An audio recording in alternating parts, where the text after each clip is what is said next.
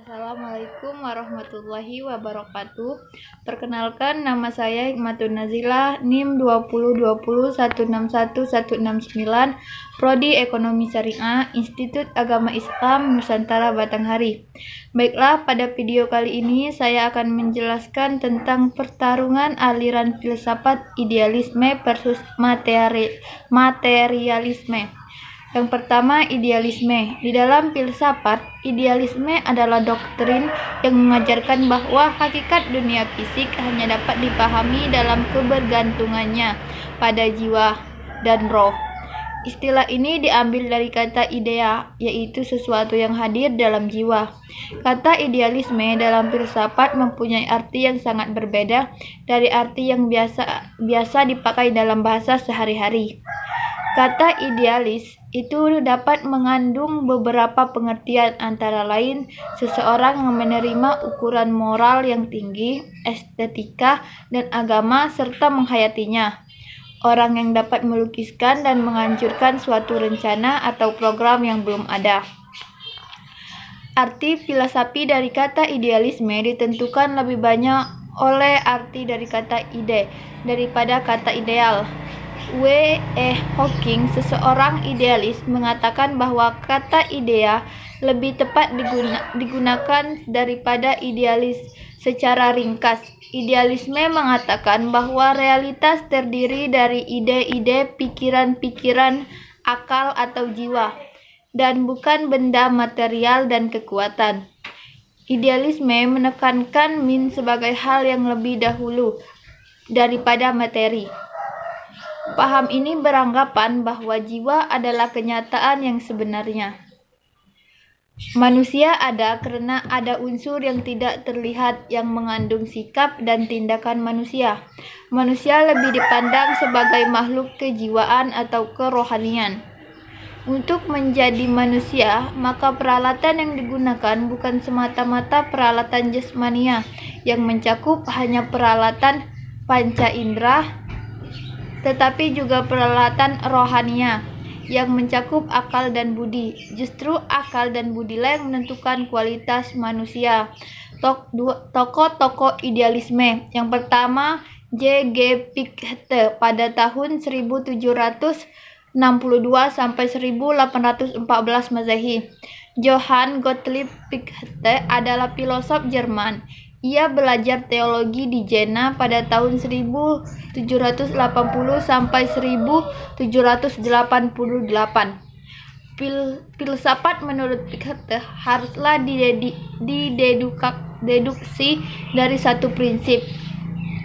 Ini sudah mencakupi untuk memenuhi tuntutan pemikiran, moral, bahkan seluruh kebutuhan manusia. Prinsip yang dimaksud adalah di dalam etika, bukan teori, melainkan prakteklah yang menjadi pusat yang di sekitarnya kehidupan diatur. Unsur esensial dalam pengalaman adalah tindakan, bukan fakta. Selain itu, menurut pendapatnya, subjek menciptakan objek. Menyatakan pertama ialah saya yang sedang berpikir. Subjek menempatkan diri sebagai tesis, tetapi subjek memerlukan objek, seperti tangan kanan mengandaikan tangan kiri. Dan ini merupakan antitesis. Subjek dan objek dilihat dalam kesatuan disebut sintesis, dan segala sesuatu yang ada berasal dari tindak perbuatan sang aku. Yang kedua, ada G.W.F. Hegel pada tahun 1798 sampai 1857 Masehi. Tema filsafat Hegel adalah ide mutlak. Oleh karena itu, semua pemikirannya tidak terlepas dari ide mutlak, baik berkenaan dari sistemnya, proses dialektiknya, maupun titik awal dan titik akhir kefilsafatannya. Oleh karena itu pula, filsafat disebut filsafat idealis. Suatu filsafat yang menetapkan wujud yang pertama adalah ide atau jiwa. Yang kedua, materialisme.